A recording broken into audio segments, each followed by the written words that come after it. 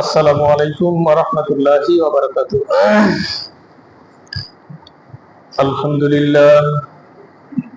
আলহামদুলিল্লাহ নাহমাদুহু ওয়া নাস্তাঈনুহু ওয়া নাস্তাগফিরুহু ওয়া নু'মিনু বিহি ওয়া নাতাওয়াক্কালু আলাইহি ওয়া নাউযু বিল্লাহি মিন শুরুরি আনফুসিনা ওয়া মিন সাইয়্যাতি আমালিনা।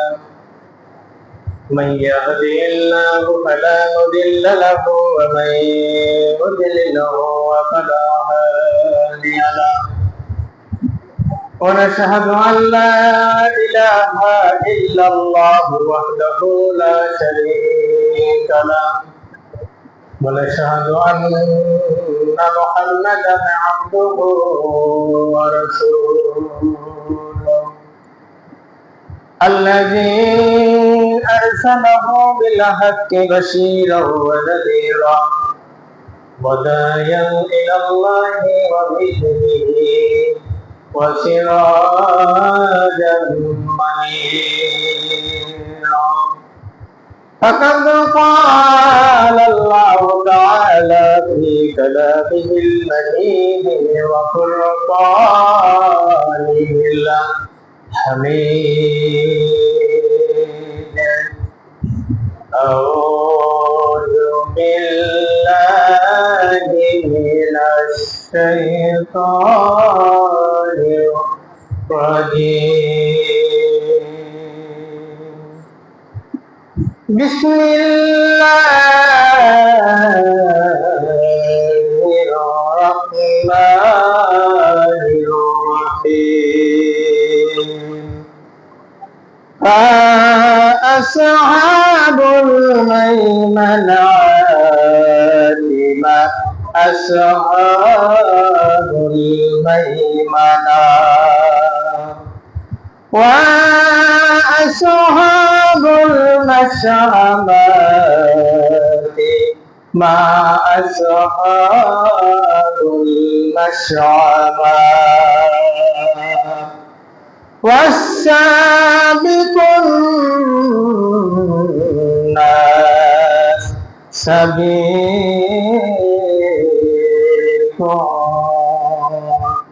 أولئك المقربون في جنات النعيم للآخرة. وقال تعالى في شان رسول الله صلى الله عليه وسلم إن الله وملائكته يصلون على النبي يا أيها الذين آمنوا صلوا عليه وسلموا تسليما. इस दिन तुम पैदा हुए अजान इकामत हो गए और अब तेरी नमाज जनाजा सिर्फ बाकी रह गए. 6 দিন পরে লক্ষ্য সে যাবে, 9 দিন পরে চুরি. 6 দিন পরে লক্ষ্য সে যাবে, 9 দিন পরে চুরি. কবর গাহের সামানা নিতে কইরো না তো ভুল কবর জায়গা ভালো নয়. আমল দিয়ে কবর দিন সাজিয়ে নিতে হয়, কবর জায়গা ভালো নয়. আমল দিয়ে কবর দিন সাজিয়ে নিতে হয়. 6 দিন পরে লক্ষ্য সে যাবে, 9 দিন পরে চুল. 6 দিন পরে লক্ষ্য সে যাবে, 9 দিন পরে চুল. কবর গাহের সামানা নিতে কইরো না তো ভুল কবর জায়গা ভালো নয়. আমল দিয়ে কবর গৃহ সাজিয়ে নিতে হয়, কবর জায়গা ভালো নয়. আমল দিয়ে কবর গৃহ সাজিয়ে নিতে হয়. 17 দিনে পেট ফেটে সাপ পোকার খাদ্য হবে.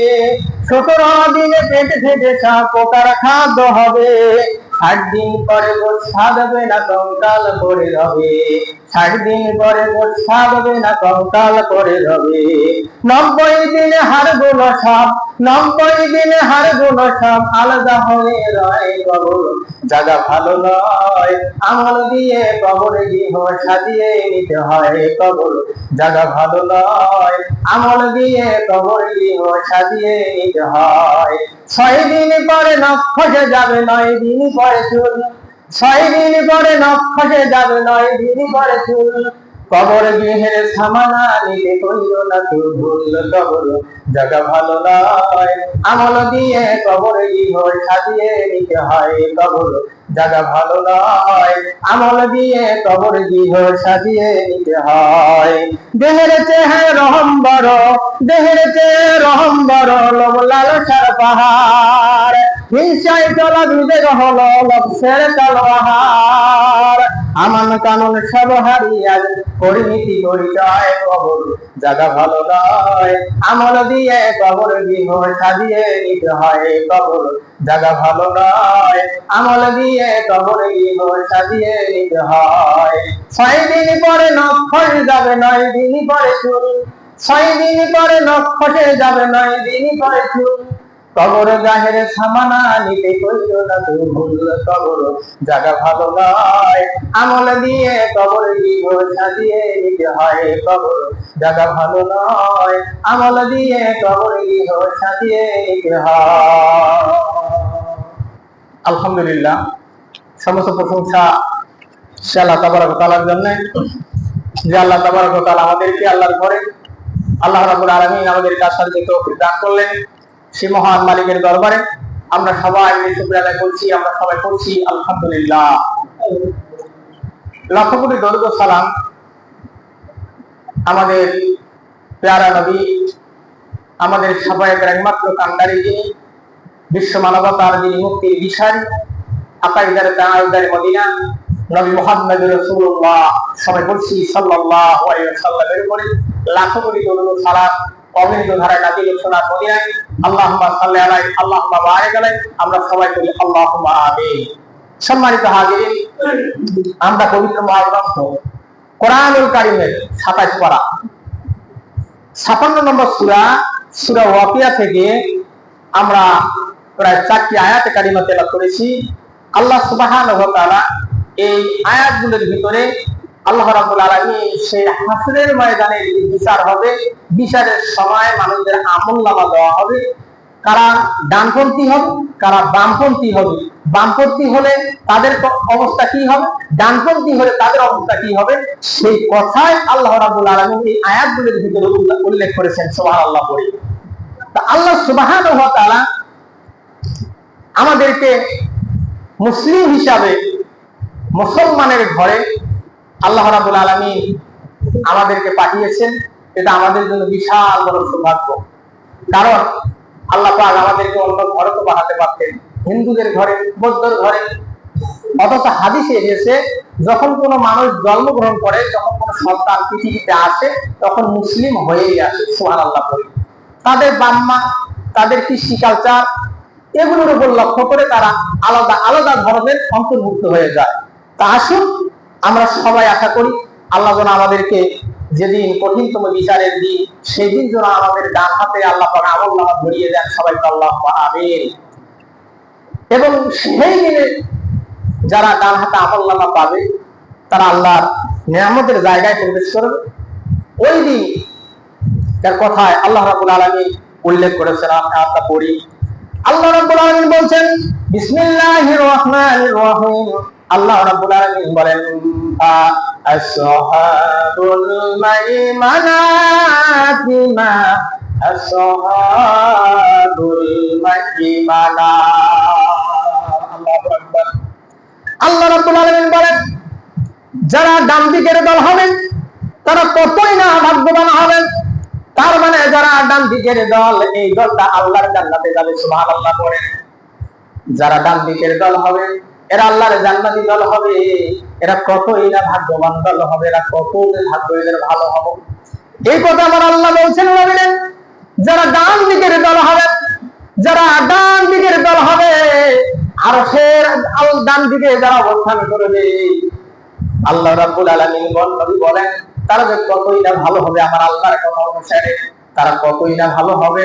আল্লাহর হাবিব বলছে ওই দিন কঠিনতম দিনে আল্লাহর ডান দিকে যারা অবস্থান করবে, যারা ডানপন্থী হবে, যারা ডান হাতে আমলনামা পাবে, এই মানুষগুলোর কত না ভালো হবে সে কথাও আমার আল্লাহ করে বলছেন। যারা ডান হাতে আমলনামা পাবে তারা কত ওরা ভাগ্যবান হবে। ও নবী, যারা ডান হাতে আমলনামা পাবে তারা কত ভাগ্যবান, তাদের কত মর্যাদা হবে। তারা একমাত্র কেবলমাত্র ওই মানুষগুলো আল্লাহর জান্নাতে যাবে, তারা ভাগ্যবান মানুষ হবে। এরপর আমার আল্লাহ বলছেন আসহাবুল মাশআমাতি মা আসহাবুল মাশআবা। আল্লাহু আকবার। আল্লাহ বলছেন আর যারা বাম দিকের দল হবে, তার মানে আমলনামা বাম পাশে পাবে, বাম দিকের যারা দল হবে তারা কত হতভাগা হবেন। আর এই বাম দিকের দলটা সরাসরি জাহান্নামে যাবে। এ কথা দুনিয়ার কোন মানুষ বলেন নাই, এই কথার ঘোষণা দিচ্ছেন মহান আল্লাহ।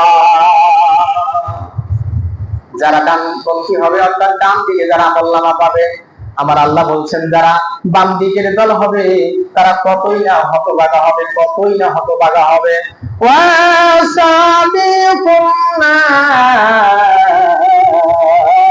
সাবিকুম উলাইকাল মুকাররাবুন। আমার আল্লাহ বলছে একটা ডান দিকে আর একটা বাম দিকে। এরপর আমার আল্লাহ আর কি বলছেন,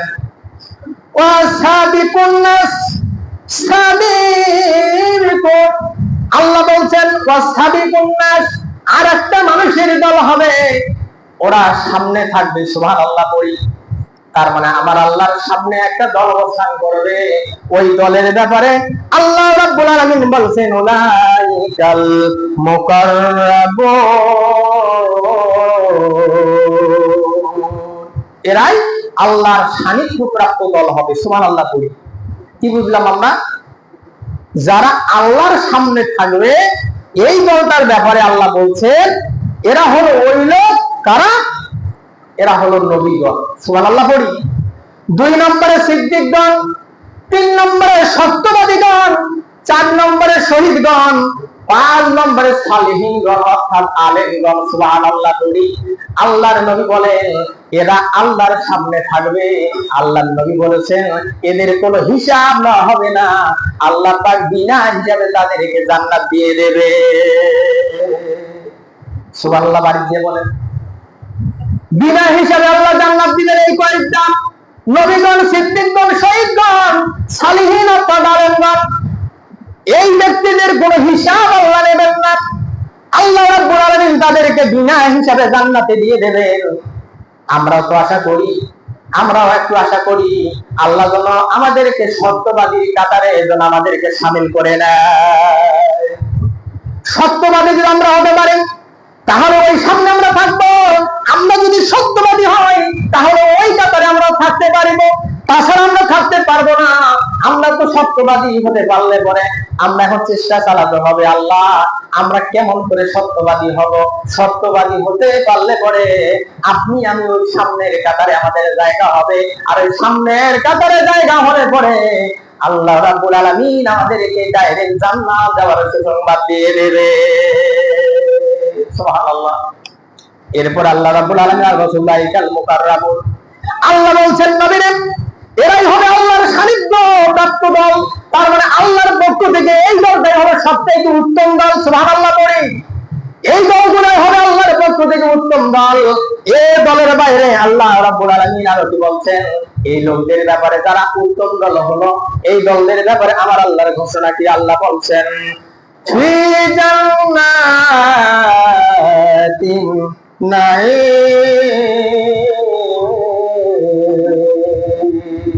আল্লাহু আকবার।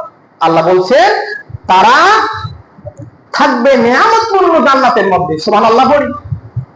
যারা সামনে অবস্থান করবে ডানপন্থী আর সামনে অবস্থান করা এই দুই জায়গার লোকগুলোকে নির্ণয় করে আল্লাহ বলছেন এরা নিয়ামতপূর্ণ জায়গায় অবস্থান করবে। সুবহানাল্লাহ পড়ি। বামপন্থী, ডানপন্থী সামনের একটা পন্থী, সামনের একটা দল, বামের একটা দল, ডানের একটা দল, তিনটা দল আমরা পেলাম। আর একটা দলের কথা উল্লেখ করা হয়েছে, যেই দলটার নেকি এবং গুনাহ সমান সমান হবে। আর নেকিও যা, আর গুনাহও তা, তার মানে সমান সমান। এক চলে একদিকে পড়বে না, তার হেলে পড়বে না, বরং সমান সমান হবেন। সমান সমান নেকি আর সমান সমান পাবনিয়া, এই লোকগুলোকে আমার আল্লাহ হাসরের ময়দানে উঠাবেন। এই লোকের অবস্থা কি হবে? আল্লাহ রাসূল বলছেন, এই লোকগুলোর যখন পাপ পুণ্য সমান হয়ে যাবে, এই লোকগুলোকে আল্লাহ রাব্বুল আলামিন এমন একটা জায়গায় তাদের আশ্রয় দিবেন। সূরা আরাফ নামে একটা সূরা আছে, আল্লাহর নবী বলেন, আরব পাহাড়, জান্নাত এবং জাহান্নামের মাঝখানে একটা পাহাড় থাকবে, নাম হলো আরব পাহাড়। সুবহানাল্লাহ বলেন। জান্নাত এবং জাহান্নামের মাঝখানে এই মানুষগুলোকে ওই পাহাড়ের মধ্যে রাখা হবে, আরাম নামক, অর্থাৎ আরামবাসী। এই আরাম নামক পাহাড়ের মাঝখানে জাহান্নামীদেরকে রাখা হবে। ওই জান্নাত জাহান্নাম যেহেতু তাদের জান্নাতও হয় নাই, জাহান্নামও হয় নাই, নবী বলেন এই জন্য তাদেরকে আরাম পাহাড়ের মাঝখানে রাখা হবে। এই লোকগুলো পাপ পুণ্য সমান সমান। এই লোকগুলো যখন জান্নাতের নিয়ামত দেখবে, আফসোস করতে থাকবে, আল্লাহ ভুল করেছি জীবনে, কেন ভালো কাজ করলাম না রে আল্লাহ, কেন ভালো কাজ করলাম না, কেন খারাপ কাজ করলাম। আর কিছু ভালো কাজ করতে পারলে পরে আজকে এই অবস্থায় আসতে হতো না। আফসোস করতে থাকবে, নিয়ামত দেখতে থাকবে আর আফসোস করতে থাকবে। আর ওই মানুষগুলো যখন জাহান্নামের দিকে তাকাবে, জাহান্নামের দৃশ্যগুলি দেখার সাথে সাথে মানুষগুলো চিৎকার করতে থাকবে, এমন বিকার চিৎকার করবে, চিল্লাতে করবে আর বলবে, আল্লাহ আমাদেরকে এই জাহান্নামে দিও না রে আল্লাহ, আমরা জাহান্নামে সহ্য করতে পারবো না। ও আল্লাহ, এই জাহান্নামে আমাদেরকে ফেলিও না। আল্লাহর দরবারে এমন ভাবে চিৎকার করবে, কান্নাকাটি করবে, আল্লাহ জাহান্নাম থেকে বাঁচাও, জাহান্নাম থেকে বাঁচাও, এরকম ভাবে চিৎকার মারতে থাকবে। আমার আল্লাহ বান্দাদের একবারে অনুতপ্ত হবে, আর একবার ইচ্ছা প্রকাশ করবে, ইচ্ছা পোষণ করবে, আল্লাহকে বলবেন, আল্লাহ আমারে জান্নাত দিয়ে দাও, আমরা ভুল করে ফেলেছি, আল্লাহ আমাদেরকে জাহান্নাম দিও না। আল্লাহর দরবারে এভাবে যখন আবদার করবে আর জান্নাতের নিয়ামত দেখে যখন আফসোস করতে থাকবে, আমার আল্লাহ দয়া করে মায়া করে ওই ব্যক্তিগুলোকে আমার আল্লাহ জান্নাত দিয়ে দেবে। সুবহানাল্লাহ। আল্লাহ পাক দয়া করে মায়া করে ওই লোকগুলোকে আল্লাহ জান্নাতের অর্ডার দিয়ে দিবেন। সুবহানাল্লাহ বলি। আমরা তো সবাই জান্নাতে যেতে চাই, কারণ এই জান্নাত হলো এমন একটা নিয়ামতপূর্ণ জায়গা, যেখানে গেলে আমি আপনি যদি যাই, আল্লাহ যদি আমাদেরকে নেন, আশা তো আমাদের আছে জান্নাত যাওয়া, আর আশা থাকবে না কেন? কারণ আমরা মুসলিমের ঘরে জন্মগ্রহণ করেছি। আমাদের দিন হচ্ছে সত্য দিন, আমাদের কোরআন হচ্ছে একমাত্র জীবন ব্যবস্থা, জীবন বিধান, রাসূলের সুন্নাহ আমাদের আদর্শ। কেন আমরা জান্নাত পাবো না? আল্লাহর কাছে দোয়া করি, অবশ্যই আল্লাহ আমাদেরকে জান্নাত দিবেই দিবে। সুবহানাল্লাহ। অতএব আসেন, এই আয়াতের আলোকে পূর্বে জুমায় বলছিলাম যে আল্লাহ পাক যখন মানুষগুলোকে হাসরের ময়দানে নেওয়ার জন্য তুলবেন, ওই সময় 12টা দলের এমন অবস্থা হবে। মুআয ইবনে জাবাল রাদিয়াল্লাহু তাআলা হাদিসে বর্ণনা করেছেন, তিনি বলেন, রাসূল করিম সাল্লাল্লাহু আলাইহি সাল্লাম বলেছে, হাসরের ময়দান এমন একটা ময়দান হবে, যে ময়দানে আমি আপনি কেউ কারো দিকে তাকাবো না। ওই দিন ওই সময় হাসরের ময়দান যখন কায়েম হয়ে যাবে, আমার আল্লাহ ইসরাফিলকে ডাক দিয়ে ইসরাফিল রে, ও ইসরাফিল সিংহায় ফুৎকার মারো। ইসরাফিল আলাইহিস সালাম সিংহায় যখন ফুৎকার দেবে, ফুৎকার দেওয়ার সাথে সাথে প্রথম কাতার, যে কাতারটা সর্বপ্রথম উঠবে, ওই কাতারটা সিংহায় ফুৎকার দেওয়ার সাথে সাথে কবর থেকে যখন উঠবে, উঠার সাথে সাথে আল্লাহর একটা কুদরতিতে তাদের সিংহায় ফুৎকারের দেওয়ার সাথে সাথে আল্লাহর কুদরতিতে তাদের হাতগুলো ঝরে পড়ে যাবে, পা গুলো কাটা যাবে, হাত কাটা, পা কাটা, বিকলাঙ্গ একটা শরীর নিয়ে হাসরের ময়দানে কেমনে দাঁড়াবে? দাঁড়াতে পারবে না, হাত কাটা, পা কাটা। এমন অবস্থায় কবর থেকে যখন উঠবে, উঠার সাথে সাথে হাতও পড়ে যাবে, পাও পড়ে যাবে, বিকলাঙ্গ অবস্থা হাসরের ময়দানে কেমন করে হাজির হবে? আর ওই সময়ের মানুষগুলো এমন ভাবে হাসরের ময়দানে যাওয়া শুরু করবে। তার মানে গত জুমায় বলেছিলাম লাউ গড়িয়ে দিলে পরে যেভাবে গড়গড় গড়গড় করে লাউ যায়, নিচ থেকে উপর থেকে নিচের দিকে কোনো জিনিস ছেড়ে দিলে যেভাবে দৌড় মারে, ওই রকম ভাবে ওই ব্যক্তিগুলো হাসরের ময়দানে ওই প্রথম কাতারের লোকগুলো ওইভাবে গড়গড়ে গড়গড়ে গড়গড়ে গড়গড়ে হাসরের ময়দানের দিকে যাওয়া শুরু করবে।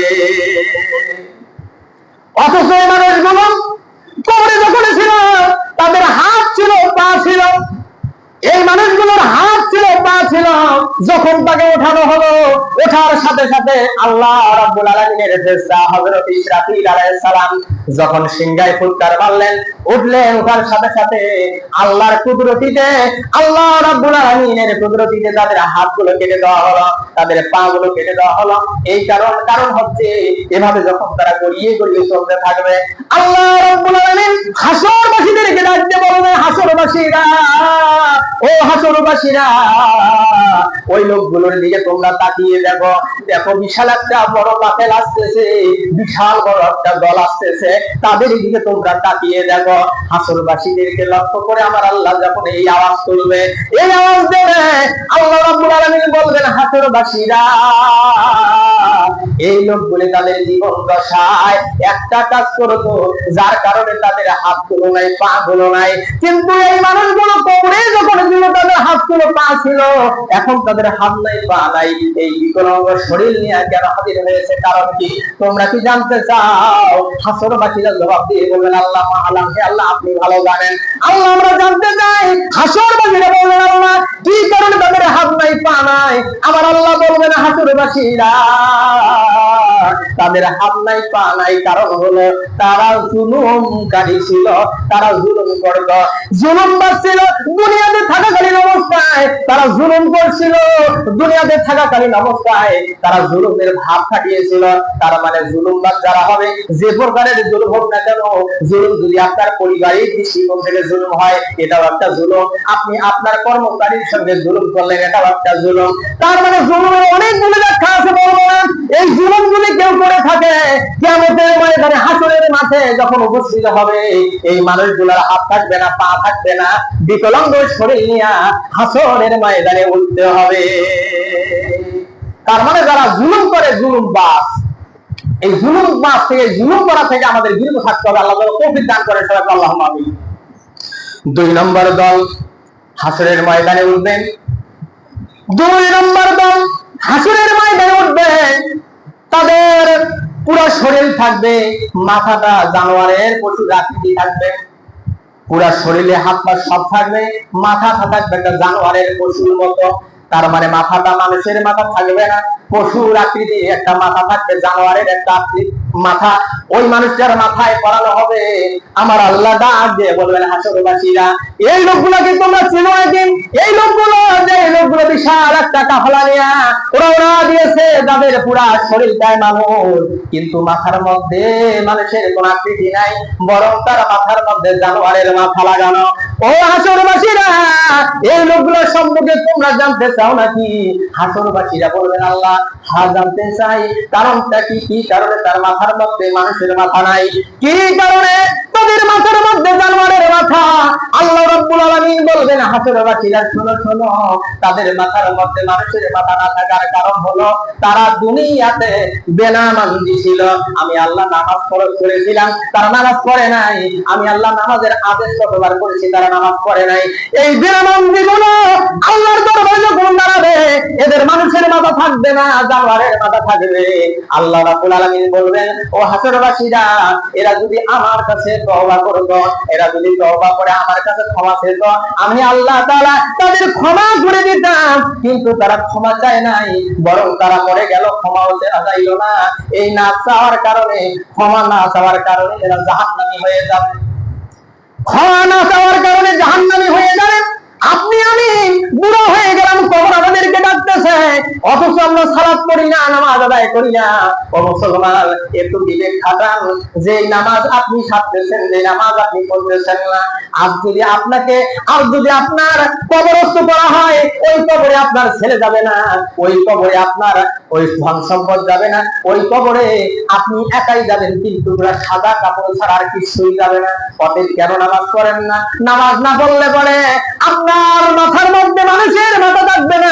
জানোয়ারের মাথা আপনার মাথায় ফিট করা দেওয়া হবে, আর আপনি তো আল্লাহর জান্নাতে যেতে পারবেন না, বরং আপনাকে জাহান্নামে যেতেই হবে। রাসূল বলছেন, আসেন এবার 3 নম্বর, আল্লাহর নবী বলছেন 3 নম্বর দল যখন হাসরের ময়দানে রওনা দেবে, অর্থাৎ হাসরের ময়দানে যখন 3 নম্বর দল রওনা দেবে, 3 নম্বর দল তাদের পেট হবে বড় বড়, বড় বড় পেট থাকবে, আর পেটের ভিতরে বড় বড় সাপ দেখা যাবে, অনেক বড় বড় সাপ, আবার পেটটা অনেক বড়। এই লোকগুলো যখন এই লোকগুলোকে মানুষেরা দেখবে, হতবাক হয়ে যাবে। আমার আল্লাহ হাসরবাসীকে বলবেন, ও হাসরবাসীরা, তোমরা কি জানো এই লোকগুলার পেটগুলো কেন বড় হয়েছে? তোমরা কি জানতে চাও? তোমরা কি জানো? ওই সময় হাসরবাসীরা বলবেন, আল্লাহ আমরা কিছুই জানি না। আল্লাহ কি বলেন? ওই সময় আমার আল্লাহ বলবেন, হাসরবাসীরা রে, এরা হলো দুনিয়ার সুদখোর, এরা হলো দুনিয়ার সুদখোর, এরা হলো দুনিয়ার ঘুষখোর, এরা তাদের জীবন দশায় সুদ খেয়েছে, এরা তাদের জীবন দশায় ঘুষ খেয়েছে, একবারও তওবা করে নাই, একবারও আমার আল্লাহর কাছে মাফ চায় নাই। এই অবস্থায় তারা এসেছে। আমার আল্লাহ ওই দিন আপনার আমার গোপন তত্ত্ব আল্লাহ ফাঁস করে দেবে। তার মানে পেট বড় হবে, আপনার পেটের ভিতরে সাপ দেখা যাবে। আল্লাহ রাসূল বলেন, ওটা হলো সুদখোর ঘুষখোরদের আলামত। আমার আল্লাহ বলবেন, আমি আল্লাহ তাআলা তাদের ইচ্ছা করলে মাফ করে দিতে পারবো, কিন্তু তারা তওবা করে নাই, আমার কাছে মাফ চায় নাই। এবারে ৪র্থ নম্বর দলের কাছে চলে আসবেন। ৪র্থ নম্বর দল হাসরের ময়দানে উঠবে, এমন অবস্থায় উঠবে তাদের পেটের মধ্যে আগুন, থেকে আগুন ধরবে, মুখ থেকে রক্ত বের হবে, পেটের ভিতরে আগুন, আবার মুখ থেকে রক্ত, ঝরঝর ঝরঝর করে রক্ত গুলো পড়বে। আর নারী ভুঁড়িগুলো ঝুলে অবস্থায় থাকবে, ওই রকম অবস্থায় নারীগুলো ঝুলন্ত অবস্থায় থাকবে। যেমন নারীগুলো ঝুলন্ত অবস্থায় থাকলে মাটির সঙ্গে ঢের লাগে, ওই রকম ঝুলন্ত অবস্থায় তাদের পেটের নারী ভুঁড়িগুলো থাকবে। আর তারা হাঁটবে কিভাবে? খুবই কষ্ট হবে, হেসরে হেসরে ওই লোকগুলো হাসরের ময়দানে উপস্থিত হবে। আমার আল্লাহ তাআলা ডাক দিয়ে বলবে, ও হাসরবাসীরা, তোমরা জানো নাকি এই লোকগুলো এই অবস্থা কেন, কি কারণে অবস্থা হলো? হাসরবাসীরা বলবেন, আল্লাহ কি এমন কাজ করেছে যার কারণে আজ এই অবস্থা? ওই সময় আমার আল্লাহ বলবেন, ও হাসরবাসীরা, তারা দুনিয়ার জীবনে, তারা যখন দুনিয়াতে ছিল, তারা যখন ব্যবসা করতো ওজনে কম দিত, যখন ব্যবসা করতো ব্যবসায় মিথ্যা কথা বলতো, এই মিথ্যা কথা বলতো, ওজনে কম দিত।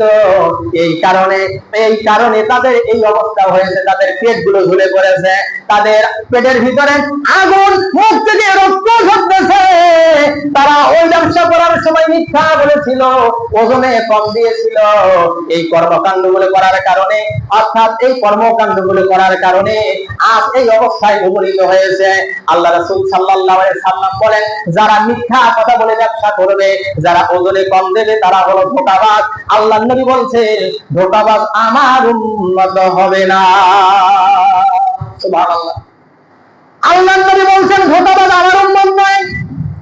আমরা মুসলমানদের মধ্যে হাজারো মুসলমান আছে, আমরা ওজনে কম দেই, আমরা ব্যবসা করতে গিয়ে মিথ্যা কথা বলে ব্যবসা করি। এরকম প্রকৃতির মুসলমান হাজার হাজার আছে, অথচ রাসূল বলছেন এই ধোঁকাবাজ আমার উম্মত না। আপনি মাথায় যদি পাগড়ি পরে সারাদিন সুবহানাল্লাহ আলহামদুলিল্লাহ আল্লাহু আকবার করে দাঁড়ান, আর যদি ওজনে কম দেন, আর যদি মিথ্যা কথা বলে ব্যবসা করেন, আপনার কোন আমল আমার আল্লাহর দরবারে কবুল হবে না। রাসূল বলছে ওই ব্যক্তি আমার উম্মতই না। সুবহানাল্লাহ বলি। তার মানে যারা ধোঁকাবাজ, এই ধোঁকাবাজ রাসূল বলছে আমার উম্মত নয়। হযরত ওমর রাদিয়াল্লাহু তাআলার জামানার একটা কথা বলি, মনে হয়ে গেল হযরত ওমর রাদিয়াল্লাহু তাআলার জামানায় ধোঁকাবাজ যারা রাসূলের উম্মত না। শুনেন, একটু শুনলেই ভালো লাগবে। হযরত ওমরের জামানা, আল্লাহর নবী বিদায় হয়ে গেলেন। বিদায় হয়ে যাওয়ার পর আমিরুল মুমিনিন হযরত ওমর রাদিয়াল্লাহু তাআলা ক্ষমতা যখন পেলেন, ক্ষমতা চালাচ্ছেন এমন অবস্থায় একটা লোক চুলগুলো ভেঙে গেছে, বিয়ে করে নাই, চুলের মধ্যে কালা কলম লাগালো। কালো কলম লাগার পরে চুল তো কালো হয়ে গেল, সাদা চুল কালো হয়ে গেলে, কালো হয়ে যাওয়ার পরে মেয়ে দেখলেন, মেয়ে দেখার পরে মেয়ের বাপ পছন্দ করে বলে, সুন্দর মানুষ তো। বিয়ে হয়ে গেল। বিয়ে হয়ে যাওয়ার পর 1 মাসের মাথায় এই লোকটার আবার স্বাভাবিক চুলের অবস্থা ফিরে আসতে শুরু করলো। সুবহানাল্লাহ। মানে কালা চুল আবার সাদা হওয়া শুরু হয়ে গেল 1 মাস পর পরে। দেখতেছে মেয়ের বাপ সর্বনাশ, এই লোক তো আমার সঙ্গে ধাঁধাবাজি করেছে, ধোঁকাবাজি করেছে, আমার মেয়েকে বিয়ে দিলাম ছেলে বলে করে, এ তো বুড়া, বুড়ার সঙ্গে বুড়া আমার সঙ্গে ধাঁধাবাজি করল। এই বিচার নিয়ে চলে গেলেন আমিরুল মুমিনিন হযরত ওমর রাদিয়াল্লাহু তাআলা দরবারে। সুবহানাল্লাহ পড়ি। ওমর কি বলেন, ইয়া আমিরুল মুমিনিন, আমার মেয়েকে আমি বিয়ে দিলাম, আমি তো বুঝতে পারি ওই লোক বুড়া, মাথায় কলম করার কারণে আমি টের পাই নাই, কিন্তু 1 মাস অতিবাহিত হয়ে যাওয়ার পর দেখতেছি তার স্বাভাবিক অবস্থা ফিরে আসতেছে। তার মানে যে সাদা ফুল, এই সাদা ফুল বের হয়ে আসতেছে। এখন আমার দেখতে একেবারে আমার শিওর হয়ে গেলাম যে এটা তো আসলে বুড়া লোক, ছেলে তো নয়, এই আমার সঙ্গে ধোঁকাবাজি করেছে। আমিরুল মুমিনিন হযরত ওমর রাদিয়াল্লাহু তাআলা তাকে ডাকে পাঠালেন। তিনি হাজির হয়ে গেলেন। আল্লাহর নবী বললেন, হযরত ওমর বললেন, তুমি জানো না আল্লাহর নবী বলেছে ধোঁকাবাজ রাসূলের উম্মত না। তুমি কি হাদিসটি পড়ো নাই? রাসূল তো স্পষ্ট বলেছে ধোঁকাবাজ রাসূলের উম্মত না। অতএব কেমনে করে তুমি ধোঁকা দিলে একজনের মেয়েকে ধোঁকায় ফেলে তুমি বিয়ে করলে? কেন এই কাজটা তুমি করলে? কেন করলে? কিভাবে করলে? তোমার গরদান আমি এখন উড়াইয়ে দেব। ওই সময় ওই বুড়া লোক ডাক দিয়ে বলে, আমিরুল মুমিনিন, আসলে আমি হাদিস জানি না, আমি যদি এই হাদিস জানতাম পশ্চিমকালেও আমি এই ধোঁকাবাজি করতাম না। আমিরুল মুমিনিন, আমি আসলে হাদিসটা জানি না, আমি জানলে এই ধোঁকাবাজি করতাম না, আমাকে ক্ষমা করে দেন। আমিরুল মুমিনিন হযরত ওমর রাদিয়াল্লাহু তাআলা বললেন, ক্ষমা তো হবে না, মুখ দিয়ে বললেই ক্ষমা হবে না, বরং তোমাকে 80টা বেদ মারতে হবে। সুবহানাল্লাহ পড়ি। ওই ব্যক্তিকে 80টা বেদ মারা হলো। আজকে সমাজের মধ্যে আমরা কালা কলম করি, চুল থেকে গেছে বিধায় শরম লাগে।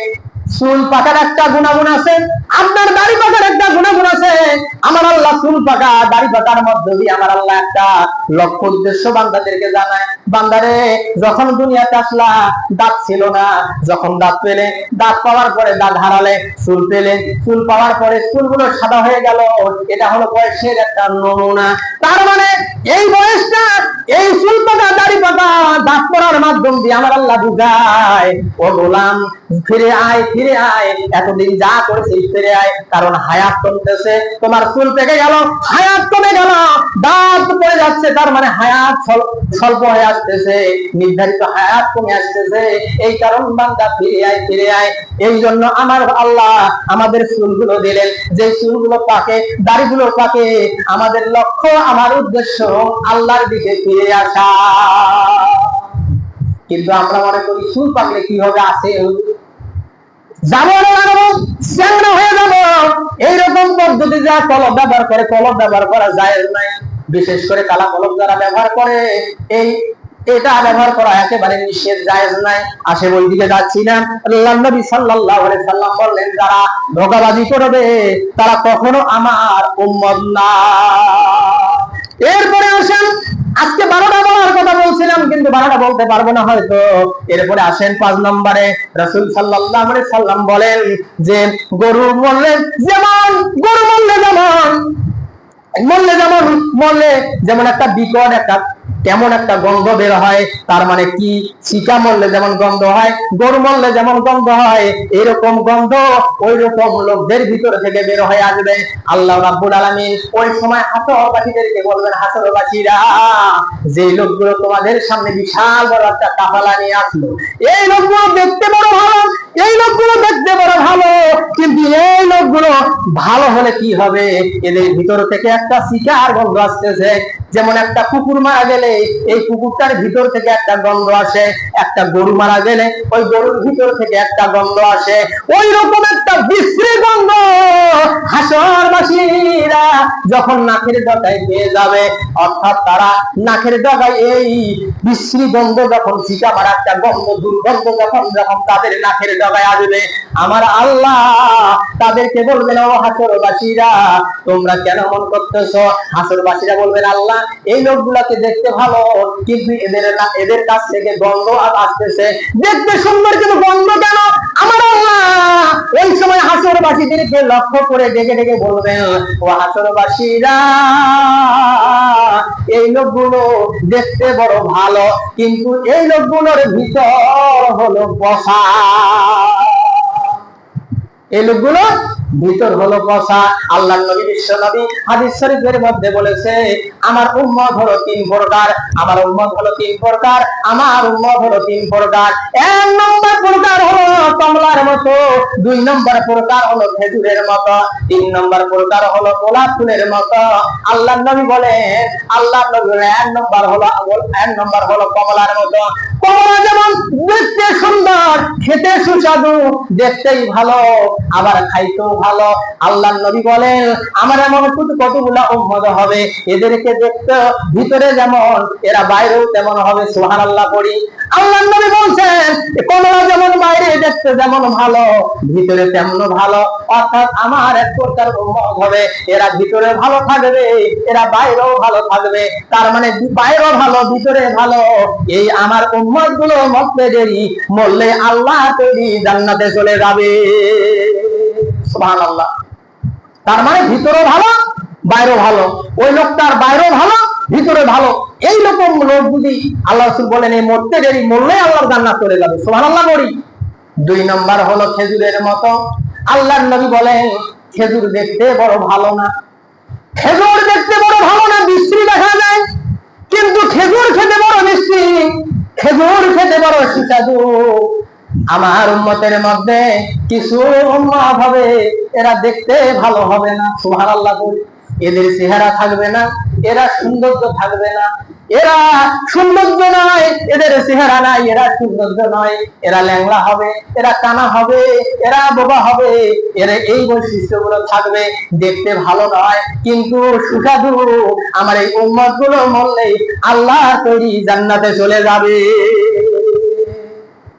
তার মানে খেজুরের মতো, গায়ের রং ভালো না, ল্যাংড়া টেরা।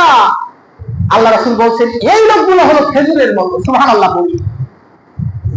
তিন নম্বর রাসূল বললেন গোলাপ ফুলের মতো। গোলাপ ফুল দেখতে বড় সুন্দর, এত সুন্দর দেখা যায় গোলাপ ফুল।